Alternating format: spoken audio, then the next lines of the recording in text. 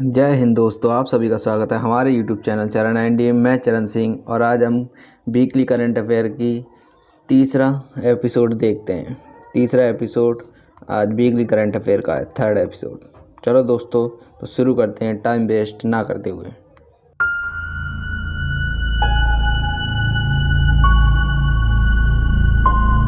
विश्व रेडियोग्राफी दिवस कब मनाया जाता है? 8 नवंबर, 8 मार्च, 26 नवंबर, 16 अक्टूबर। तो इसका सही आंसर है 8 नवंबर। 8 नवंबर को विश्व रेडियोग्राफी दिवस मनाया जाता है और 8 मार्च को विश्व महिला दिवस मनाया जाता है, विश्व महिला दिवस। और 26 नवंबर को मनाया जाता है संविधान दिवस, संविधान दिवस। आगे देखते हैं परीक्षा विशेष। 16 सितंबर को मनाया जाता है ओजोन संरक्षण दिवस। क्या मनाया जाता है? ओजोन संरक्षण दिवस। ओजोन संरक्षण दिवस ये कब हुआ था? तो ये एक मॉन्ट्रियल प्रोटोकॉल में इसके हस्ताक्षर हुए थे। तो ये कब हुआ था? ये हुआ था 16 सितंबर 1987 को, 1987।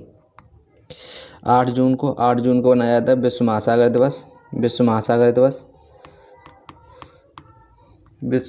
दिवस। और 5 अप्रैल को राष्ट्रीय समुद्री दिवस मनाया जाता है। 5 अप्रैल को राष्ट्रीय समुद्री दिवस। आगे देखते हैं। आगे है 10 जनवरी क्या मनाया जाता है? 10 जनवरी को मनाया जाता है विश्व हिंदी दिवस। और 16 सितंबर को मनाया जाता है राष्ट्रीय हिंदी दिवस। 14 सितंबर को मनाया जाता है राष्ट्रीय हिंदी दिवस। और 24 दिसंबर को क्या मनाया जाता है? तो 24 दिसंबर को मनाया जाता है राष्ट्रीय उपभोक्ता संरक्षण दिवस। आगे देखते हैं next question. Sunriser over Ayodhya national award times पुस्तक के लेखक कौन है? तो इसके लेखक हैं Sunriser over Ayodhya national award times की पुस्तक के लेखक हैं सलमान खुर्शीद हैं इसके लेखक। आगे देखते हैं। आगे है परीक्षा विशेष। रेस ऑफ माई लाइफ है मिल्खा सिंह की। किसकी है? मिल्खा सिंह की ये जीवनी है, मिल्खा सिंह की।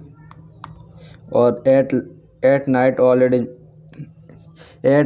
ऑल ब्लड इज ब्लैक किसकी है? तो ये डेविड डायोफ की, और डेविड डायोफ को ही 2020 का अंतर्राष्ट्रीय बुकर पुरस्कार दिया गया है। आगे देखते हैं। आगे है सच कहूँ तो है नीना रॉय की।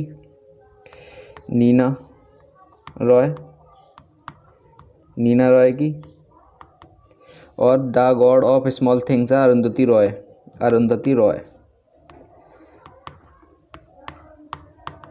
और जो परीक्षा विशेष में जो मैं क्वेश्चन करा रहा हूँ वो परीक्षा के लिए बहुत महत्वपूर्ण है, तो इसलिए इस पर बहुत ज़्यादा ध्यान देना है आपको। चलो दोस्तों, नेक्स्ट देखते हैं।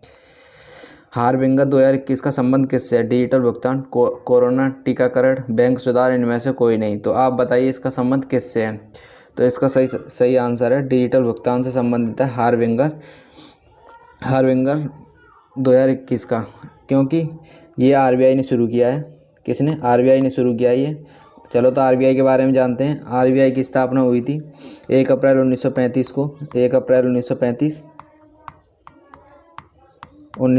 को। और इसका जो अधिवेशन एक्ट आया था वो 1934 है। इसका एक्ट 1934 है। और आरबीआई का हेडक्वार्टर मुंबई में। और इसके वर्तमान गवर्नर हैं शक्तिकांत दास। आगे देखते हैं परीक्षा विशेष में। संसद टीवी के पहले सीईओ कौन है? तो संसद टीवी के पहले सीईओ हैं रवि कुमार।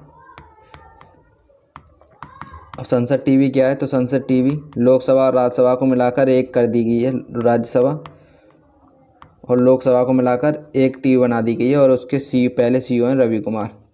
आगे देखते हैं जीएसटी कब लागू हुआ था? तो जीएसटी लागू हुआ था 16 सितंबर 2017 को। और इसके वर्तमान में अध्यक्ष को नहीं इसका जो अनुच्छेद है वो कौन सा है? तो अनुच्छेद है 279A। और जीएसटी का अध्यक्ष होता है जो वर्तमान में वित्त मंत्री होता है। आगे देखते हैं। आगे चुनाव आयोग चुनाव आयुक्त कौन है वर्तमान में? तो चुनाव आयुक्त हैं वर्तमान में सुनील चंद्रा।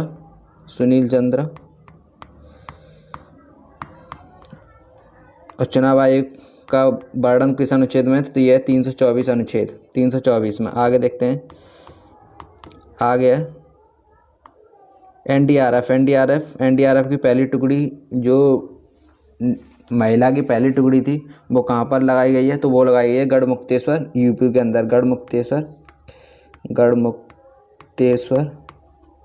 यूपी में। और ये एनडीआरएफ के वर्तमान में अध्यक्ष कौन है? तो इसके वर्तमान में अध्यक्ष हैं अतुल करवाल। कौन है? अतुल करवाल। आगे देखते हैं, आगे जलवायु परिवर्तन प्रदर्शन सूचकांक 2022 में भारत का स्थान क्या है? 10, 15, 46, 63। तो इसका सही आंसर है 10।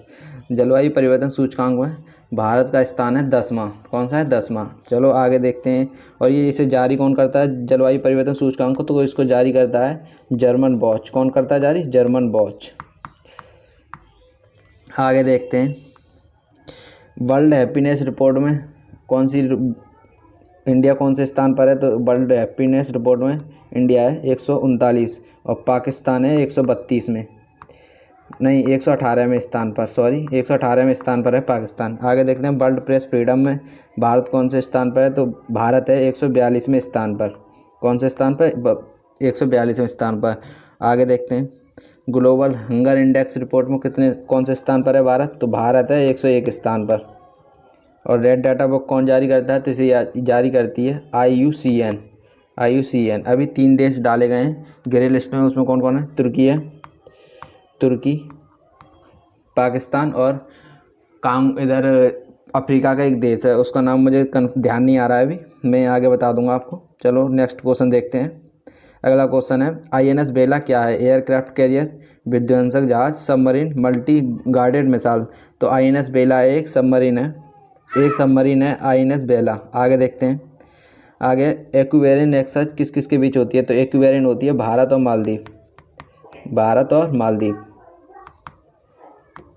के बीच। आगे देखते हैं, शक्ति गरुड़ बरुड़ एक्सचेंज किसके बीच होती है? तो ये होती है भारत और फ्रांस के बीच। आप ये एक्सरसाइज याद कर लेना, क्योंकि ये एक्सरसाइज आने वाले एग्जाम में बहुत ज़्यादा इंपॉर्टेंट है। और इसके बारे में देख लेते हैं, तो ये INS बेला ये दोनों कौन कौन मिलकर बना रहे हैं? तो इसे मिलकर बना रहे हैं भारत और फ्रांस मिलकर, दोनों इसको सबमरीन को बना रहे हैं। और ये सबमरीन डीजल से चलने वाली सबमरीन है। आगे देखते हैं, पिनाका क्या है? पिनाका एक मल्टी गाइडेड मिसाइल सिस्टम है, मल्टी गाइडेड मिसाइल सिस्टम है। हिंदुस्तान 288 क्या है? तो ये एक विमान वाहक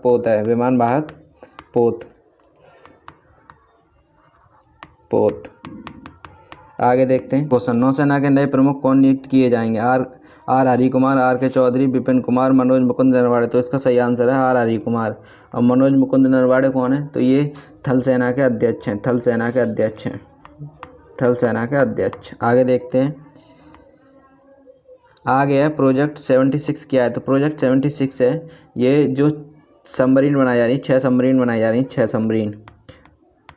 सबमरीन।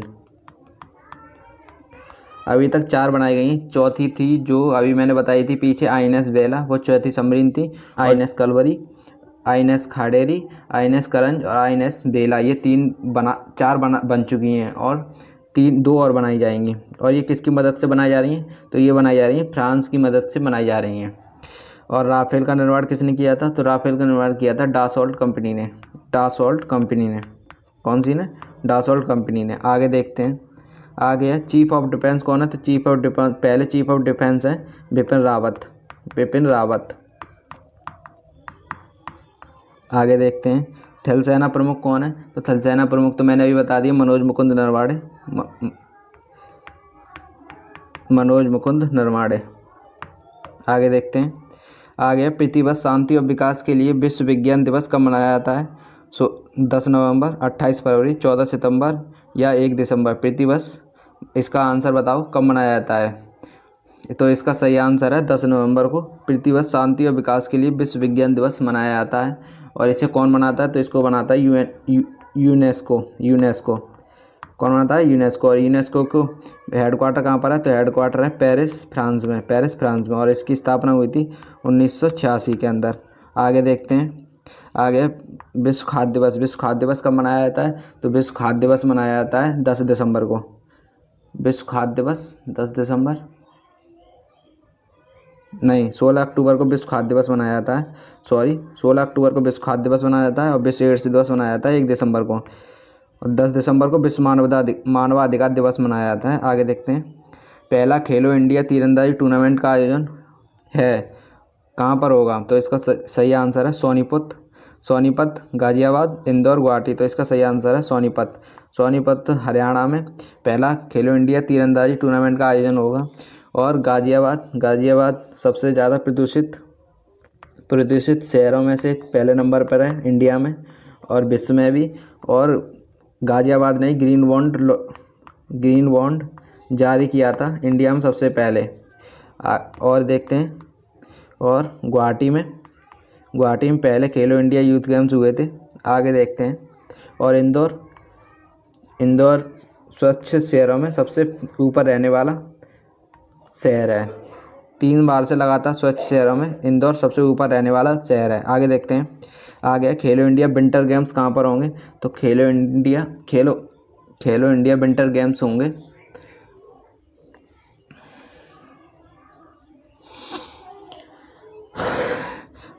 खेलो इंडिया विंटर्स गेम होंगे गुलमर्ग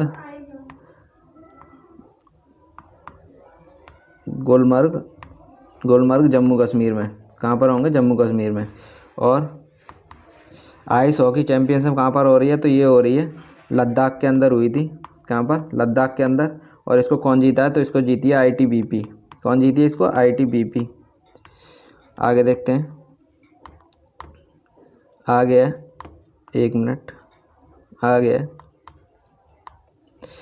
चौथे यूथ गेम्स कहाँ पर होंगे? तो ये होंगे पंचकुला हरियाणा के अंदर। और सेकंड यूनिवर्सिटी गेम कहाँ पर होंगे? तो ये होंगे कर्नाटक में। आगे देखते हैं। आगे है हाल ही में किस राज्य सरकार ने ठोस अपशिष्ट प्रबंधन हेतु हरित कर्म सेना प्रस्ताव किया है? केरल, उत्तर प्रदेश, मध्य प्रदेश, गुजरात। इसका सही आंसर है केरल ने ही राज्य सरकार ने ठोस अपशिष्ट प्रबंधन हेतु हरित कर्म सेना का प्रस्ताव किया है। तो इसका ये क्या है? तो ये इसको इंग्लिश में बोलते हैं ग्रीन एक्शन फोर्स। तो इसका क्या काम है? तो इसका काम है घरों से कचरा इकट्ठा करना। क्या काम है इसका? घरों से कचरा इकट्ठा करना। और उत्तर प्रदेश के वाराणसी में पहला अपने आप का रोपवे शुरू किया गया है। और मध्य प्रदेश का इंदौर स्वच्छ शहरों में टॉप 3 बार रहा है। और गुजरात की राजधानी गांधीनगर और गुजरात में ही धोलावीरा को विश्व धरोहर साइट में रखा गया है। आगे देखते हैं। डल झील ATM शुरू किया गया है। तो डल झील ATM शुरू किया गया है, ये कहाँ पर किया गया है? ये किसने किया है? तो ये SBI ने किया है और ये जम्मू कश्मीर के अंदर शुरू किया गया है। जम्मू कश्मीर। कहाँ पर? जम्मू कश्मीर। और आगे देखते हैं। आगे 3R का मतलब क्या था? 3R का मतलब है रिड्यूस, रीयूज और रिसाइकिल। आगे देखते हैं। आगे है बसव श्री पुरस्कार 2021 से सम्मानित किया गया है पुनीत राजकुमार, कस्तूरी रंगन, रजनीकांत, अमिताभ बच्चन। तो इसका सही आंसर है पुनीत राजकुमार। कौन थे? तो पुनीत राजकुमार एक कन्नड़ अभिनेता थे।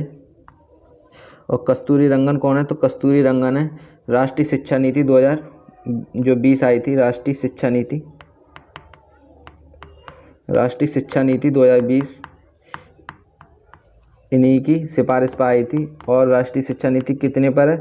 5-4-4-3 पर इस पर लागू होती है। और रजनीकांत को 51 में दादा साहब फाल्के अवार्ड दिया गया है। और अमिताभ बच्चन को 50वां दादा साहब फाल्के अवार्ड दिया गया है। आगे देखते हैं। आगे है 2020 का बसव श्री पुरस्कार किसे दिया गया था? तो ये बसव श्री पुरस्कार दिया गया था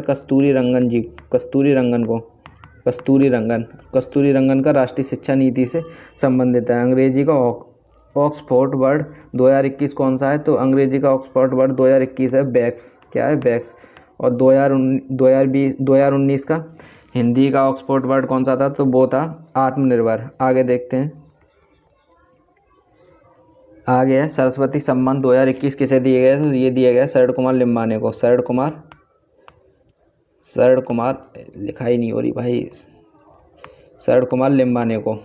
और ये किसके लिए दिया गया? तो ये सनातन के लिए दिया गया, सनातन। और व्यास सम्मान किसको दिया गया है? तो व्यास सम्मान दिया गया है शरद पगारे को, शरद पगारे। और ये किस लिए दिया गया है? तो ये दिया गया पाटलिपुत्र की सामग्री। आगे देखते हैं, आगे है इन्फ्लेटेबल मिसाइल डिटेक्शन सिस्टम किसने लॉन्च किया है? इजराइल, फ्रांस, चीन, भारत। तो इसका सही आंसर है इजराइल। क्योंकि इजराइल ने क्यों लॉन्च किया है? तो इजराइल के चारों आसपास जो भी जितने भी देश हैं वो सब इसके शत्रु देश हैं, इसलिए इसने मिसाइल डिटेक्शन सिस्टम लॉन्च किया है। तो इसका क्या मतलब है? जब भी कोई दूसरा देश मिसाइल लॉन्च करेगा तो ये इसे डिटेक्ट कर लेगा और इसका जो आयरन डोम है वो इस मिसाइल को जाके नष्ट कर देगा। आगे देखते हैं दोस्तों, आगे बराक 8 मिसाइल क्या है? बराक 8 मिसाइल किस की सहायता से बनी है? तो ये इजराइल और भारत ने बनाई है। इजराइल और भारत ने बनाई है। और इंद्रजाल किससे लिया है? तो इंद्रजाल लिया गया है इजराइल से। इंद्रजाल क्या है ये भी बताऊंगा मैं। इंद्रजाल ये जो ड्रोन वगैरह होते हैं उनसे जो हमला होता है, जैसे अभी जम्मू कश्मीर में हुआ था, ड्रोनों से हमला हुआ था, उसी के लिए ये ड्रोन इंद्रजाल है। जैसे आयरन डोम है इजराइल का, वैसे ही इंडिया का इंद्रजाल है। आगे देखते हैं दोस्तों, तो आज इतना ही है। और अगर आपको ये वीडियो अच्छी लगी हो तो इस वीडियो को लाइक शेयर करना, और चैनल पर नए हैं तो चैनल को सब्सक्राइब करके बेल आइकन को ऑन कर लेना, जिससे आने वाले समय में जो भी मैं वीडियो डालूँ उसका नोटिफिकेशन आप तक पहुंचता रहे। तो दोस्तों मिलते हैं नेक्स्ट वीडियो में, जब तक के लिए जय हिंद, जय भारत।